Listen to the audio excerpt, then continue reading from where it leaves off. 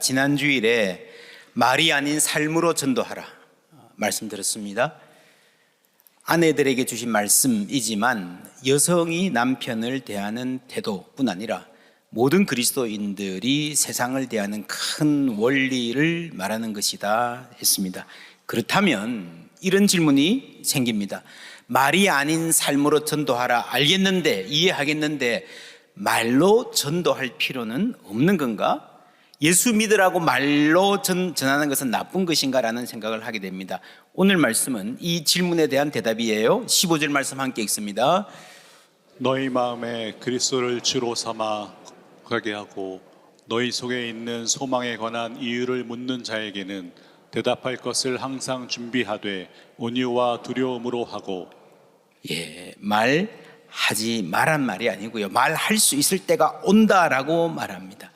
그런 경우에 잘 말하도록 준비해라. 초대교회 성도들의 삶이 많은 사람들에게 궁금증을 자아냈습니다. 저 사람들은 왜 다르게 살지? 우리하고 별로 다르지 않은데 우리보다 더 힘들게 사는 것 같은데, 형편이 좋지 않은 것 같은데 어떻게 저렇게 여유있고 관대하고 흔들리지 않고 씩씩하지?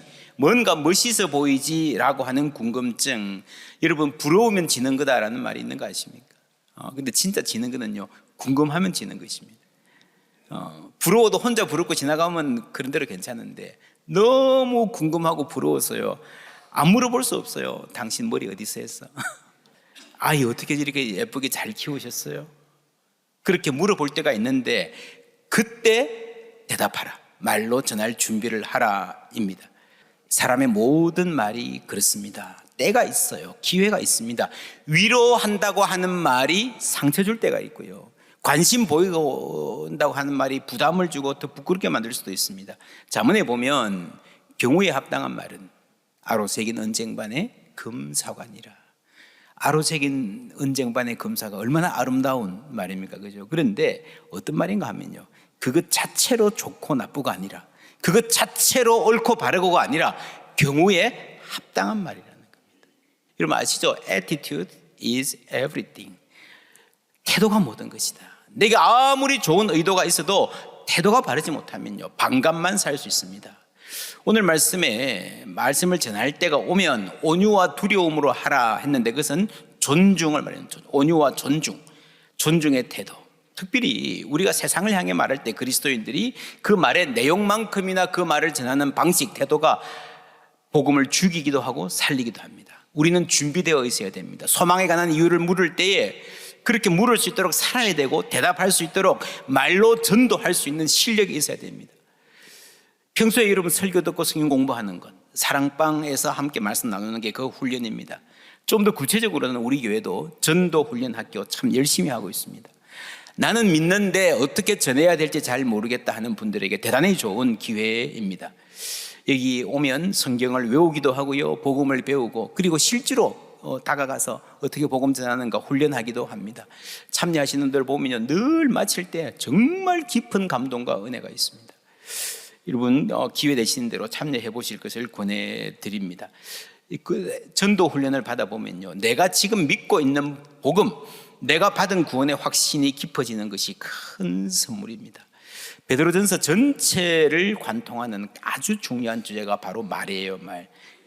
베드로전서 2장 1절에 보면요, 그러므로 모든 악독과 모든 기망과 외식과 시기와 모든 비방하는 뭐를 버리고 말을 버리라 그랬죠. 2장에 보면요, 예수님은, 그리스도는 죄를 범하지 아니하시고 그 입에 거짓도 없으시며 욕을 당하시되 맞대어 욕하지 아니하시고 고난을 당하시되 위협하지 아니하시고 오직 공의로 심판하시는 이에게 부탁하셨다 그랬습니다. 역시 예수님의 모범 중에서 그 입에 거짓이 없고 온유하게 말하는 말씀을 본받으라 그랬어요. 오늘 말씀 9절 10절 함께 읽습니다. 악을 악으로 욕을 욕으로 갚지 말고 도리어 복을 빌라. 이를 위하여 너희가 부르심을 받았으니 이는 복을 이어받게 하려 하심이라. 그러므로 생명을 사랑하고 좋은 날 보기를 원하는 자는 혀를 금하여 악한 말을 그치며 그 입술로 거짓을 말하지 말고. 신앙의 훈련에서 말의 훈련은 빼놓을 수 없는 핵심입니다. 특별히 온유와 존중으로 말하는 것. 교회는 존중의 학교입니다. 우리가 교회에서 사랑의 이야기를 많이 들어서 사랑의 학교다라고 생각하는데 맞습니다. 목표는 사랑이에요. 그러나 여러분, 사랑부터 시작하기가 힘듭니다. 그 이전에 사랑과 함께 존중을 배워야 됩니다. 여러분 기억하십니까? 너희가 진리를 순종함으로 너희 영혼을 깨끗이 하여 거짓이 없이 형제 사랑하기에 뭐라고요? 이르렀으니, 마침내 사랑할 수 있는 수준에 도달했다라는 거예요. 여러분, 사랑은요, 도달해야 될 어떤 지점으로 제시되고 있습니다. 처음부터 끝까지 무조건 사랑만 말하면 놓치는 게 너무 많습니다. 그 중에 존중이 있어요. 사랑 그 자체는 대단히 귀한 것이지만 우리는 자기중심적인 사람들이어서 사랑의 이름으로 부담을 주기도 하고 압박하기도 하고 상처 주기도 하고 사람을 괴롭히기도 합니다. 존중이 없는 사랑, 여러분 아시죠? 어떤 남자가 한 여자를 사랑한다고 합니다. 따라다니고요, 직장에 찾아오고요, 밤중에까지 집 앞에 서 있고요. 제발 그러지 마라. 그래도요, 말 안 듣습니다. 사랑한다는데 어떻게 해요? 그게 뭐예요? 스토킹이죠. 나는 사랑하는데 존중이 없는 거예요. 사랑은 언제나, 모든 사랑은 love and respect, 존중이 함께 가야 됩니다. 몇 번 소개드린 책입니다. 무례한 기독교. 아예 이런 책이 굉장히 중요한 책으로 인정되고 나올 정도로 오늘의 기독교 가장 큰 고민, 미국의 기독교, 서구의 기독교 중심으로 보면요, 가장 큰 고민입니다. 그리스도인들이 무례하다는 인상을 지울 수가 없다는 거예요. 왜 무례해졌나? 서구 교회 중심으로 보면요, 오랫동안 교회는 힘을 가지고 세상을 변화시키겠다 하는 의욕이 있었습니다. 그러나 그 변화하겠다는 의도 자체가 부작용이 너무 많아요. 선한 의도가 위선으로 인정받고 있습니다. 이야, 저 사람 안에 저런 게 있었나? 다윗 보십시오. 광야 생활할 때 핍박받고 오해받고 도망다니던 시절에 광야의 다윗은요, 선한 사람이었습니다. 정말 가진 것 없고 고생하고요, 그렇게 사는 사람이지만 정말 멋진 사람이었어요. 저런 분이 우리 왕이 되면 얼마나 좋을까? 그런데 권력이 손에 들어오니까요, 다윗도 별 수 없어. 어느 시점에 야비해졌습니다. 폭력적이 되기까지 했습니다. 그리고 더 슬픈 거는요, 굉장히 우유부단한 다윗의 모습. 여러분 놀랍죠? 사람이 강해지고요, 폭력적이 되는 거 하고요, 또 우유부단한 게 함께 진행되는 거예요. 얼마나 슬픈 일입니까? 권력이라는 게 그렇습니다. 반대로 정말 온유한 사람이 강하고 겸손한 사람이 담대하게 되는 거예요. 여러분, 힘을 가지고 권력을 가지고 온유한 것, 겸손한 것 대단히 힘듭니다. 그래서 예수님 십자가가 필요한 거예요. 다윗 같은 인격자가 훌륭한 정치인이 왕이 되어서 나라를 잘 다스리고 죄의 힘을 이길 수 있을 것 같으면, 그 권력을 선용만 할 수 있을 것 같으면 예수님 필요 없습니다. 십자가 질 필요 없죠. 그리스도의 십자가는 모든 힘을 가진 그분이 전적으로 파워리스, 무력하게 되신 사건입니다. 하나님은 그 무력함으로 세상을 구원하신 줄 믿습니다. 여러분, 교회가 세상을 변화시키겠다는 말은요, 교회가 힘으로 뭘 해보겠다는 겁니다. 변화라는 말 자체가 그래요. 그 안에 교만이 있습니다. 그러나 문제는요, 변화가 아니라 변화시키겠다는 나의 의도입니다. 그 의도 안에 나는 맞고 너는 틀렸다라는 교만이 깔려 있는 거예요. 모든 교만은 관계를 상하게 만듭니다. 관계가 상하면 아무리 좋은 말도 들리지 않습니다. 너나 잘하세요, 그러잖아요. 무례한 기독교를 향한 세상의 심판입니다. 어떻게 해야 됩니까? 성경으로 돌아가야 됩니다. 우리는 길을 잃었습니다. 길을 잃은 모든 순간에 인간의 지혜가 아닌 성경으로 돌아가야 되는 줄 믿습니다. 이 심각한 문제에 대해서 성경이 뭐라 말하는가? 여러분, 성경을 찬찬히 읽어보면요, 열심히 연구해보면요, 의외로 성경에 세상을 변화시키라는 말은 별로 안 나와요. 세상에 복이 되라. 그렇죠? 너희는 세상의 빛이다. 그게 예수님 말씀이에요. 창세기 12장에 하나님이 아브라함을 부르시잖아요. 내가 너로 큰 민족을 이루어 내게 복을 주고 내 이름을 창대하게 하리니 너는 세상을 뭐라고요? 변화시킬지니라? 아니에요. 세상에 복이 되리라. 오늘 본문 구절도 같은 말씀입니다. 함께 읽습니다. 악을 악으로 욕을 욕으로 갚지 말고 도리어 복을 빌라. 이를 위하여 너희가 부르심을 받았으니 이는 복을 이어받게 하려 하심이라. 아멘. 이를 위하여 너희가 뭘 받았다고요? 부르심을 받았다. 소명이에요, 소명. 여러분, 부모의 소명이 뭡니까? 자녀에게 복이 되는 거예요. 자녀를 변화시키는 것, 내 뜻대로 만드는 게 아니에요. 자녀에게 복이 되는 것, 은총의 통로가 되는 겁니다. 그래서 여러분, 어떻게 하면 내가 돈 많이 벌어서 더 좋은 것을 해줄까 고민하기 이전에 내가 나 자신이 내 자녀의 삶에서 복이 되고 있는지를 먼저 물어보아야 합니다. 어떤 아버지가 있었어요. 사업을 크게 했습니다. 그러다가 사업이 무너졌어요. 모든 것을 잃었다. 근데 그때부터 아이들에게 관심 가지게 되고 아이들 학교도 데려다주고 얘기도 하고 같이 놀아주기도 하고 그렇게 됐습니다. 뭐 아빠가 해주는 게 없으니까 미안하고 눈치도 보고 그렇게 살았습니다. 근데 어느 날 아빠에게 아이가 그러는 게요. 아빠, 저는 지금이 너무 좋아요. 아빠가 사업에서 돈 척척 줄 때보다 왜 뭐가 좋은데 아빠가 못 해주는 게 많은데 아빠가 함께 있는 게 너무 좋아요. 사업할 때는 함께 못 했거든요. 아이들 얼굴 볼 시간도 없거든요. 함께 있는 것 자체, presence, 신실한 현존, 이런 말이 바로 대단히 중요한 신학적 용어인데 바로 그 말입니다.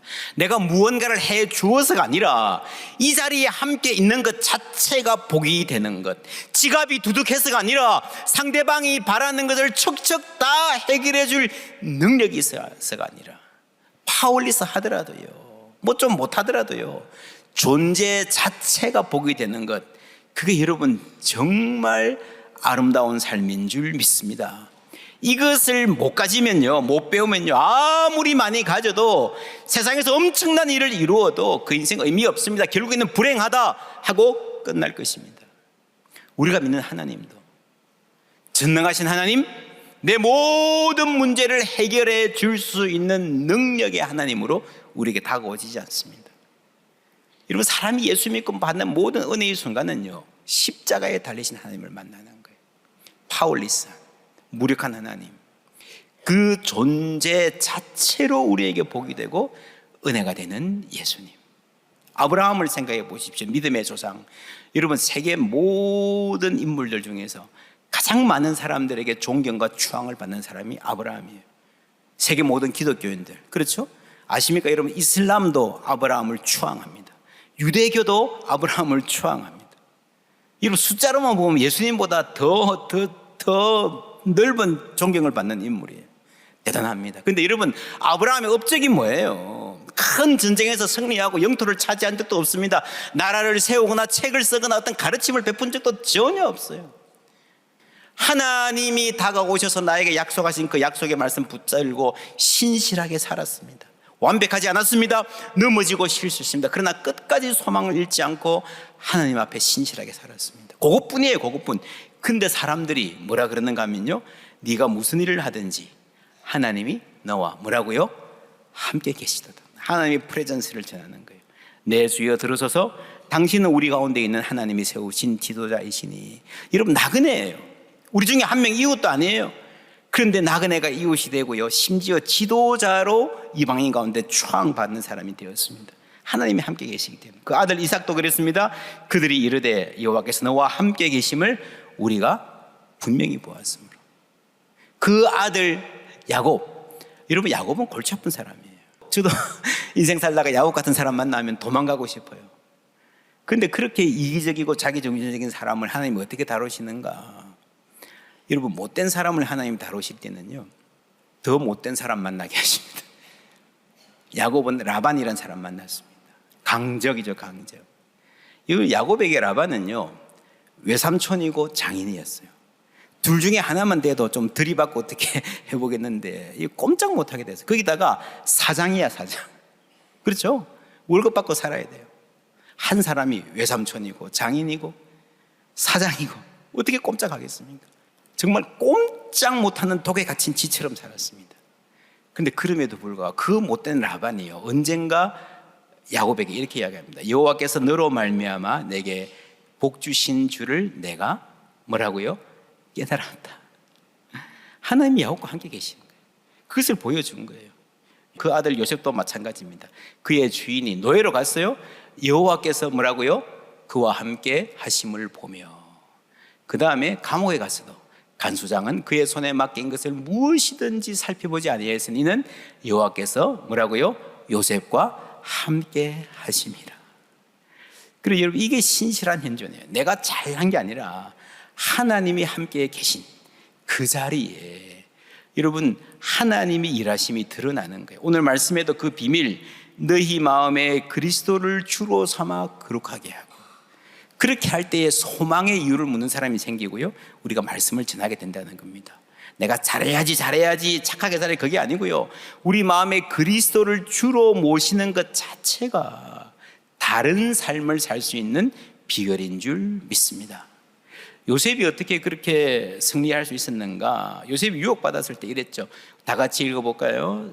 이 집에는 나보다 큰 이가 없으며 주인이 아무것도 내게 금하지 아니하였어도 금한 것은 당신뿐이니 당신은 그의 아내임이라. 그런즉 내가 어찌 이 큰 악을 행하여 하나님께 죄를 지으리이까? 누구에게 죄를 지으리까? 하나님께 죄를 지으리까. 여기에 너와 나는 나 외에는 아무도 없다라고 유혹하는 그 사람에게 내가 어떻게 하나님께 죄를 지으리까? 라고 말해서, 여러분 요셉도 정욕이 있는 사람이에요. 젊은 남자예요. 유혹 이기기 쉽지 않습니다. 그런데 하나님을 생각하는 거예요. 하나님을 의식하는 거예요. 여러분, 사람이 누군가를 진지하게 깊이 생각하는 것이 여러분 한 사람의 삶을 보호해 줄 수 있습니다. 눈물 흘리지 않게, 그분을 실망시키지 않으려는. 여러분, 자녀가 외지에 나가서 혼자 살면서 얼마나 유혹이 많습니까? 근데 우리 엄마 아빠 나를 위해 고생하시는데 우리 엄마 눈에 눈물 흘리는 일을 하면 안 되지라는 마음이 있다면요, 엄마를 생각한다면, 아빠를 생각한다면요, 그 삶이 달라질 수 있는 거예요. 불륜의 유혹 있을 수 있죠, 살아있는 사람인 이상. 그러나 여러분, 배우자를 생각한다면, 지금 나의 이 행동이 내 자녀들에게 얼마나 깊은 상처를 남길까를 생각한다면요, 다르게 사는 거예요. 인내가 강해서 아니라 배우자에게 신실한 거고 자녀에게 신실한 거예요. 내 욕망은 다른 방향으로 갈 수 있어요. 그러나 여러분, 나에게 소중한 관계, 내가 사랑하는 사람들에게 신실하다면 그 관계의 신실함이 인생의 방향을 바로 잡아줄 수 있는 거예요. 그게 바로 하나님을, 그리스도를 주로 삼아 거룩하게 사는 사람의 힘입니다. 지난주에 그런 말씀 기억하십니까? 부당하게 고난을 받아도 뭐라고요? 하나님을 생각함으로 슬픔을 참으면 이는 아름다우나. 할렐루야. 하나님을 생각하면 슬픔을 참을 수 있어요. 하나님을 생각하면 이기적인 욕망을 이길 수 있을 줄 믿습니다. 그것이 바로 요셉의 삶이었어요. 여러분, 미로슬라프 볼프라는 학자가 베드로전서를 정리하면서 부드러운 차이, soft difference라는 말을 했습니다. 다르게 살아요. 다르게 사는데 예수님이 그러셨처럼 그는 들레지도 아니하고, 여러분, 내가 잘났다고 소리 높이지 아니하지만 부드럽게. 여러분, 예수 믿으면 생각이, 삶의 방향이 달라질 수밖에 없습니다. 근데 나를 자랑하면서 내가 잘났다고 날카롭게 표현하는 것이 아니라 부드럽고 온유하게 표현할 줄 알아야 된다는 거예요. 좀 더 구체적으로 설명하면요, 이 세상의 타락한 문화 가운데서 많은 그리스도인들이 이것 중에 하나를 선택합니다. 소비. 그냥 세상 문화 아무 생각 없이 똑같이 살아가서 소비하는 거예요. 그 반대쪽에 정죄, 세상 것 보지 마라. 여러분, 뭐 세상 음악, 나쁜 영화, 나쁜 드라마 다 보지 마라. 뭐 그냥 담을 쌓고 살 수 있습니다. 그리고 비판하는 사람이 있습니다. 비판. 여러분, 때로는 해야 되겠죠. 근데 예를 들면요, 어떤 집에 엄마가 요리 연구가예요. 책도 쓰고 그랬어요. TV에 요리 막 나옵니다. 그거 프로그램 보면서 저거 저렇게 하면 안 되라고 맨날 비판합니다. 근데 요리는 안 해. 그 집 아이들 어떻게 살까요? 불량식품에 끌리는 거예요. 그렇죠?